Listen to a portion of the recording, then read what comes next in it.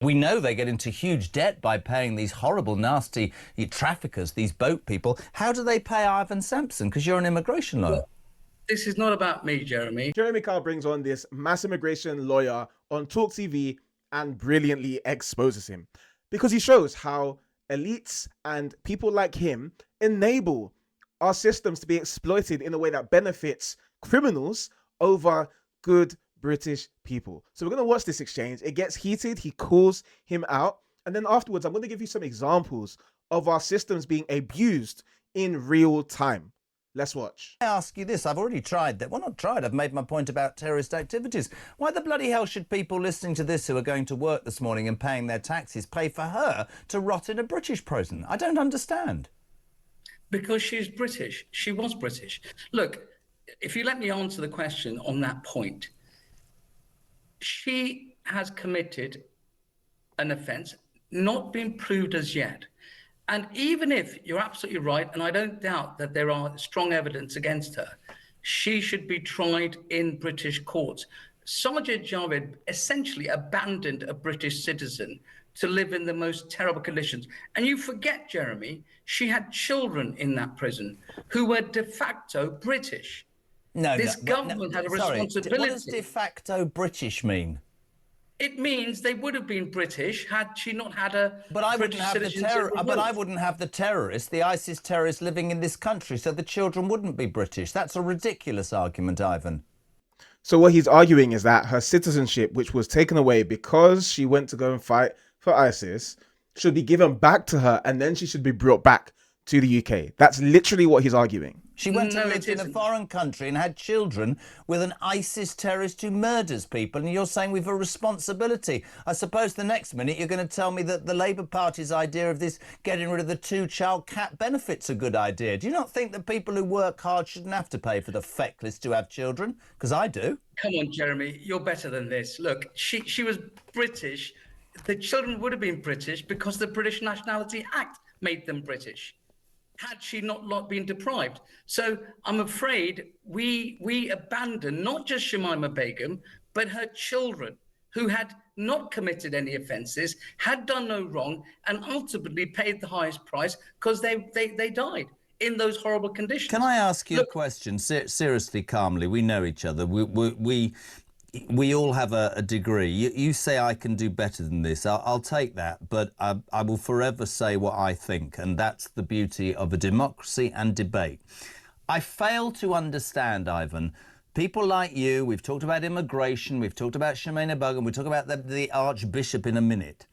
You strike me that you are very much like the Labour Party and many politicians, that you're not gauging in any way, or a junior doctor or the BMA, you're not able to gauge at all what the British public are thinking. Just let me explain that.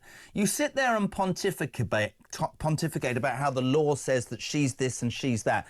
Go out and explain in this country how people being allowed to come here for, what's the story this morning? The Archbishop of Canterbury, the new one, backs baptising migrants, right? I'll give you another story and you're going to say to me, well, that's good. I'm going to tell you, if you're gaming the system and being told if you become Christian, you can come here and sit on your backside and be given a better life than you had on a beach in France, most people out there, as with Shamima Begum, will go, that is wrong. And people like Ivan Sampson are so divorced from the reality of what people in this country think. And why is that? Because he's an immigration lawyer who makes a living, and I'm being as straight as you've been, on actually dealing with this crap on a daily basis, which is why you sit on shows like this and try and defend it. Try and defend the baptising of migrants. Are you going to be able to do that? Yeah. Yes, I dealt with a case where a young girl was converted to Christianity, and she was quite rightly given asylum status. Why? A genuine case. Why? You see, Now, on the surface, you might wonder, why is Jeremy Kyle upset about a child being given asylum? But just listen to his line of questioning. listen, the task of deciding whether someone's genuine or not is in the hands of the Home Office. And they've got to make sure that they have systems in place to weed out those people. So the girl you defended, how old was she? She was 12 years old. And she came to you and said, did she, Ivan, I know you're being paid for by the British taxpayer, but I'd just like to tell you at 12 that I've decided to become a Christian. And you went, OK, I'll represent you and I'll get you status in England. Or did somebody say the way that she will stay here is if we get her converted to Christianity? Come on, it's a perfectly justifiable question. Well, I have a duty of confidentiality, but let me tell you about this. One thing is for sure, is that I don't earn a single penny off legal aid on any of the work that I do. And I get accused of this all the time. Okay. I get, oh, you're taking British taxpayers' money. Okay. Not a single client of mine is paid for by the British taxpayer. So let's get that quite How do you clear. make your money then? Because if you're an immigration lawyer, where do the immigrants get their money to pay your bills from? Notice how he couldn't answer the question beforehand, and this is where things start to get really shifty for him. Well, you're assuming I'm charging everyone, Jeremy. So you do it for and free? Well, you're assuming I'm charging every one of my clients, and that's a wrong assumption. No, I'm But not let's assuming. talk I'm about- asking let's- you, if you're an immigration lawyer who believes that 12-year-olds can be baptised to stay here, hear me out, that Shamima Begum should be allowed to come back because her and her children are essentially British. I'm saying to you, if that is your title and immigrants have no money because they escape war-torn countries like France to come to Great Britain because they're destitute, we know they get into huge debt by paying these horrible, nasty traffickers, these boat people. How do they pay Ivan Sampson? Because you're an immigration lawyer. Well, this is not about me, Jeremy. Many lawyers do pro bono work, and quite rightly they do. Many of How my much of friends your do work it. is immigration, though? Because that's Well, the time. I'm only asking you. Is it a This majority is or not about me, Jeremy. Okay, This is okay. about whether Shamima Begum should be allowed. And the answer is she should be allowed to return. Not because I support Shamima Begum, not at all. In fact, if it's proven, she should be prosecuted and jailed for what she's done. That's not my point. My point is that the rule of law says a government should not arbitrarily remove a British citizen's citizenship. When doing so would render them stateless. Because what's happened is she is stateless. good? And that is the killer question that he could not answer. If you're not getting your money from legal aid, not getting it from the taxpayer, and you can't be getting it from the migrants who apparently are destitute, the asylum seekers who have nothing, where's the money coming from? And if you follow the money, you'll see that the people who are funding this stuff are not people who have Britain's best interests at heart. They're people who would rather do what benefits them, even if it genuinely puts you in harm's way. That's why this immigration lawyer is here genuinely arguing that somebody who betrayed this nation, had their citizenship revoked because of that betrayal, should be given their citizenship back. And you can guarantee there are loads of lawyers who are also defending her case who are getting a pretty penny for it. And this is why people are angry, because it's people like him who are allowing our legal system to be exploited in a way that benefits them but harms you. I mean, if we just think about Shamima Begum, for example, he talks about how she's British and so she deserves to be treated a particular way. First of all, she's not ethnically British. She's not English, Scottish, Welsh, or Northern Irish. She's from Bangladesh. That's where her parents were from. Her parents were given citizenship in the UK. So, first of all, why were they given citizenship? On what basis? Was it at the request of the British public? Who knows? But not only that, if she was then allowed to live here because her parents were given citizenship, where's the loyalty that she's expected to demonstrate towards the British public? Well, where was the loyalty when she went off to go and join ISIS and then marry an Islamist, or marry somebody in that and literally participate in the damage of our nation? Where was the loyalty there?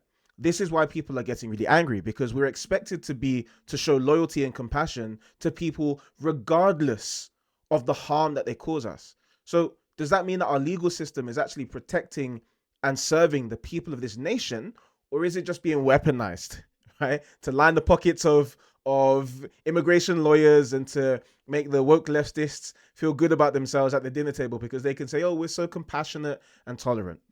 People know that our system is being abused. And I want to give you just a couple of examples of that. I mean, for one, you look at this guy, Abdul Qadir Momin, right? He was given citizenship in the UK between 2003 to 2010. He went on to go and basically preach extremism, including preaching at the mosque where the guys who were radicalized that then unalived Lee Rigby were. And then when he was caught, he fled and went and joined ISIS Somalia. And his wife and children are still receiving social housing in the UK till today. Why was he given citizenship? Why was the safety of the British public not prioritized in that case? Or you even see instances where, the guy was talking about baptizing a 12-year-old girl and then giving her asylum. Well, we've seen examples of where people have literally lied about becoming Christians and then gone on to do some horrendous things, like the case of Abdul Yazidi.